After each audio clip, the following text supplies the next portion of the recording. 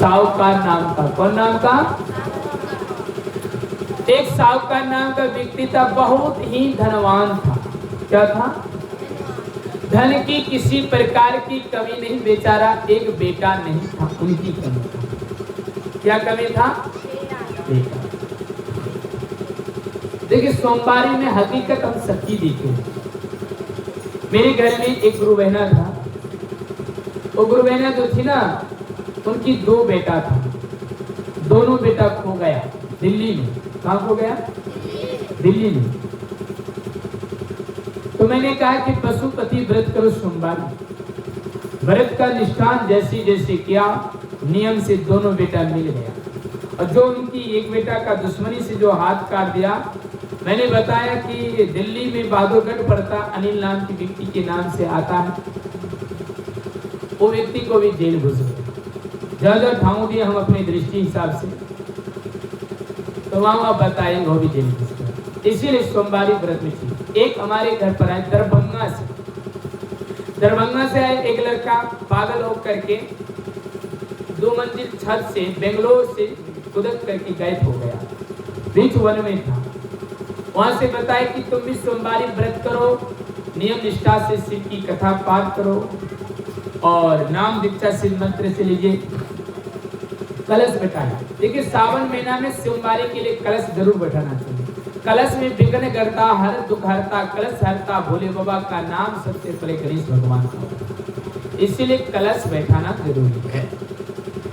कलश बैठाया, सोमवारी व्रत किया, नियम से पूर्वक से किया, घी का दीप जलाया, तो उनका बेटा मिल गया। अभी बगल में खर्रा गांव है, उस लड़का यहाँ रहता, जो पागल इतना था, 3 झिंझिर लगा कर लाया जाता और तीनों झिंझरों की सहायता पर रहता था, पकड़ करके तैनात रहता था। हम सोचे मार ना दे किसी प्रकार से। तो आज देखिए वो लड़का पूर्ण रूप से काम करता था। इसी कारण से कि हमारे जग में सोमवारी व्रत कौन किया था? साहूकार। कौन करता था? साहूकार। साहूकार में धनवान व्यक्ति था, लेकिन संतान नहीं होने के कारण से बहुत दुखी था। तो वह भगवान शिव का पूजा पाठ करते करते थक गया। एक मंदिर के चौखट में जाकर साहूकार ने सोया हुआ था। कौन चौखट में? मंदिर की चौखट में भोला बाबा। वहां जैसे सोया हुआ था और उस समय जैसे सोकर था ना, मां पार्वती आकाश मार्ग से जा रहा था। कौन मार्ग से? आकाश। चिंता में था। किसका चिंता था? कि बेटा नहीं है, धन दौलत की कमी तो नहीं था, बेटा।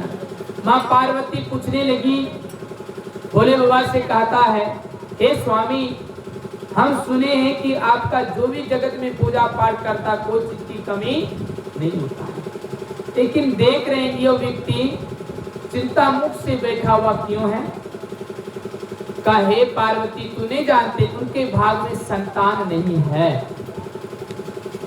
क्या नहीं है? देखिए बाद में आया संतान की बात। मेरे पास एक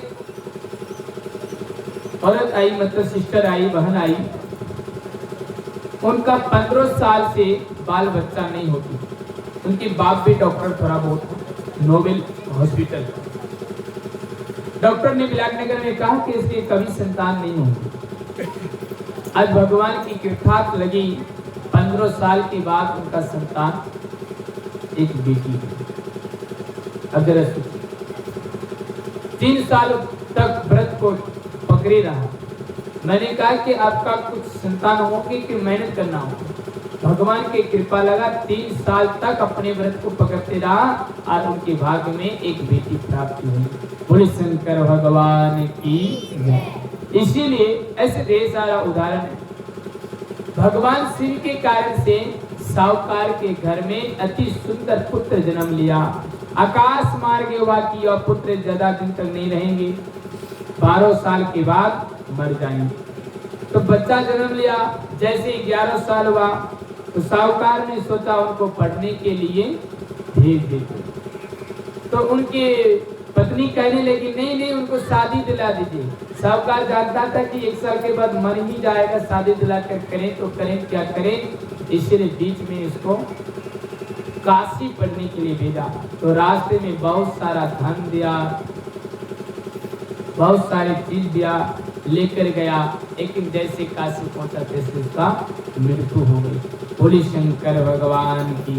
मृत्यु जैसे हो गए, लोग कहने लगा कि यह तो मर गया।